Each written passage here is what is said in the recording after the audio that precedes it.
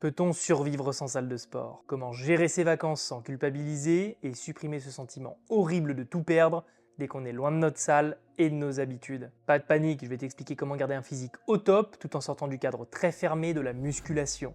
C'est une psychologie que j'ai très longtemps subie et qui m'a suivi pendant des années, m'empêchant de profiter de mes vacances pour le peu que j'en avais. Je ne pense pas être le seul dans cette situation, c'est pourquoi j'ai à cœur de te donner ces quelques conseils qui, je l'espère, te permettront de déculpabiliser pour ces quelques semaines de vacances. Option numéro 1, tu passes en mode kiff ultime et tu ne vas ni t'entraîner, ni faire attention à ce que tu vas consommer et profiter un maximum.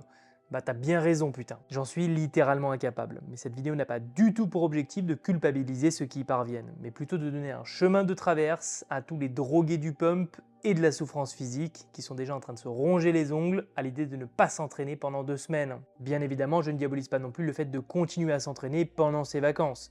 Je le fais personnellement parce que c'est une passion avant tout. Je vais donc te donner tout ce qui me permet de partir l'esprit tranquille, enfin prêt à profiter de mes vacances. Déjà, tu peux t'enlever de la tête que ta masse musculaire va fondre si tu ne t'entraînes pas en salle pendant quelques semaines. Si tu entretiens le mouvement et les efforts physiques, il n'y a pas de risque que tu rentres sans tes muscles. La première chose que je vais te conseiller, c'est de faire un maximum de sport en extérieur, comme de la natation, de la randonnée, du vélo, du footing, etc. En gros, n'importe quoi tant que tu bouges et que t'en chies. Personnellement, sur mes 2 semaines, je suis parti sur un combo VTT électrique, mais dans un terrain où, clairement sans assistance, tu passes ton temps à marcher à côté du vélo, tellement c'est escarpé, pentu et plein de caillasses. J'ai aussi prévu de caler des randonnées un peu ardos, avec par exemple la randonnée des 3 becs, un gros dénivelé positif sur une courte distance, à peu près 1000 mètres de dénivelé positif sur les premiers kilomètres, à base de bonnes grosses marches qui cassent bien les cuisses. Pour terminer, j'ai prévu de faire 2 à 3 séances de poids de corps par semaine, et j'emmène quand même une petite paire d'haltères de 15 kg et quelques élastiques aussi bien sûr, tout en restant minimaliste. À la base, j'avais prévu de faire 1 ou 2 full body dans une salle de sport, parce que je kiffe découvrir de nouvelles salles et de nouveaux pratiquants. Mais plus mon départ approche, et plus je crois que je vais m'entraîner en full nomade, avec un TRX, des anneaux, une paire d'haltères de 15 kg et des élastiques, basta. Et oui, parce qu'en fin de compte, je vais faire plus de sport qu'habituellement et le facteur récupération risque de ne pas être optimal du tout si je m'envoie 2 gros full body pleine gueule en plus du reste. Je tourne cette facecam avant de partir, donc si dans la partie full body en salle, tu me vois m'entraîner dans mon fitness park, c'est que j'aurais réussi à me passer de la salle pendant 2 semaines, ce qui serait une grande victoire psychologique sur ma bigorexie. Bon, normalement, si j'ai réussi à faire quelques plans pas trop dégueux, tu as pu constater que je suis parti en moto. Sois indulgent sur la qualité de ces plans, ils sont filmés avec un harnais et un iPhone. Alors je sais pas du tout à quoi ça va ressembler, mais globalement je pouvais pas acheter une caméra juste pour filmer la moto, j'ai clairement pas les sous en ce moment. Mine de rien, c'est aussi une activité physique, parce que passer 3-4 heures sur la selle en passant que par des petites nationales ou des routes de col sous 35 à 40 degrés, eh bah ça tabasse bien la gueule. On fait un petit point rapide sur le matériel qui selon moi est le plus intéressant pour partir en vacances, parce qu'il prend peu de place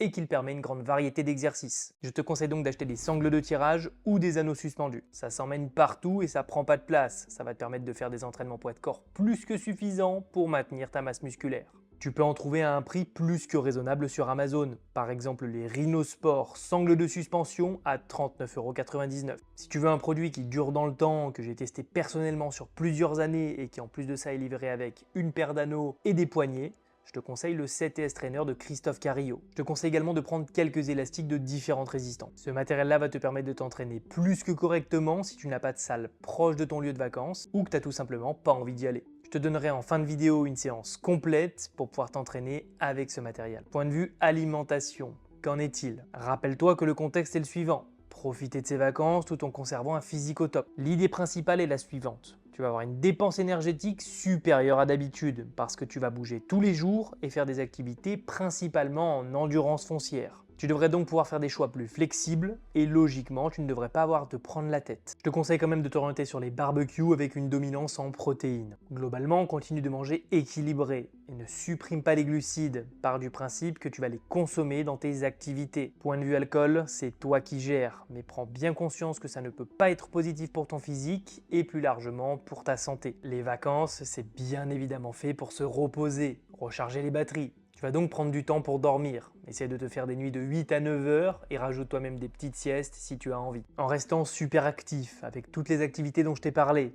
Tu devrais normalement rester plein d'énergie et ne pas avoir envie de rien foutre pendant toutes tes vacances. Bon, le point le plus important, c'est quand même de profiter, d'essayer de faire ce qui te fait plaisir, voire qui te passionne pendant tes vacances. Organise tes activités à l'avance pour ne pas te laisser manger par la flemme des grasses matinées ou des food coma post-maxi barbecue qui feront filer tes vacances à vitesse grand V. Réfléchis bien à tout ce que tu veux faire et organise-toi avant de partir. Pour tes séances de sport, 3 options vont s'offrir à toi. Option 1, les activités physiques en extérieur te suffisent. Tu en as planifié presque tous les jours et tu n'as pas envie ou pas de salle à proximité de là où tu te situes. Te prends pas la tête, c'est très bien comme ça. Tu reviendras sûrement plus affûté de tes vacances avec une meilleure composition corporelle et des réserves de glycogène un petit peu plus basses. Option numéro 2, tu as pris avec toi ton TRX ou tes anneaux suspendus. Dans ce cas-là, je te conseille de faire 2 à 3 séances de full body par semaine et je vais te présenter une séance type. Tu verras que la séance est principalement constituée de biceps agonistes-antagonistes dans la mesure du possible. Ça va te permettre de gagner du temps et de ramener une petite variable cardio à l'intérieur de ta séance. Pour le premier bicep, tu feras des tractions aux anneaux ou alors des tractions pieds au sol, puis des dips aux anneaux,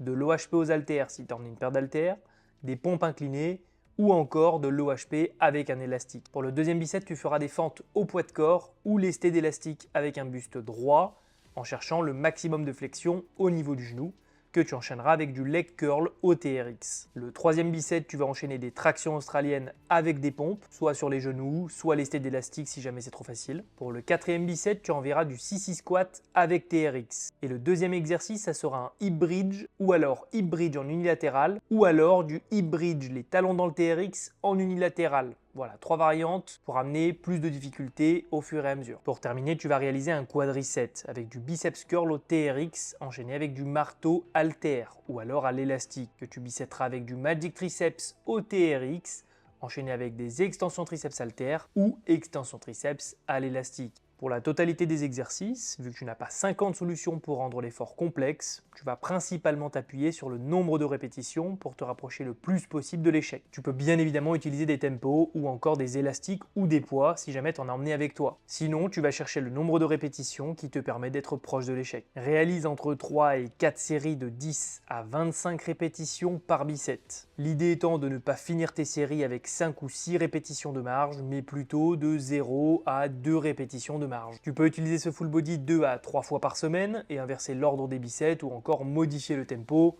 sur des exercices d'un full body à un autre ou amener de la variété avec d'autres exercices. Option numéro 3, tu veux absolument aller en salle. Je te conseille de réaliser 2 full body par semaine et pas plus parce qu'il y a fort à parier que la salle ne soit pas proche de ton lieu de vacances et que ça risque d'empiéter sur tes autres activités. Peu de séances, mais grosse séance, ne t'inquiète pas. J'ai sorti une vidéo complète sur le full body. Je vais te donner une séance type ici et si tu en veux plus, il te suffit d'aller voir ma vidéo, le guide ultime du full body. Pour tes full body en salle, je vais également te conseiller d'utiliser des full body agonistes-antagonistes pour gagner du temps et éviter de passer 3 heures à la salle. Je vais te donner des angles et des variantes d'exercices parce que le matériel risque de varier en fonction de la salle dans laquelle tu vas te trouver. Je te conseille donc ce genre d'assemblage. Ton premier bicep sera un tirage vertical, comme des tractions ou du tirage vertical à la poulie haute, que tu enchaîneras avec une poussée verticale, donc des dips, du développé militaire ou encore une shoulder press. Pour ce bicep, tu réaliseras 3 séries de 5 à 8 répétitions en suivant un tempo de 3-1-1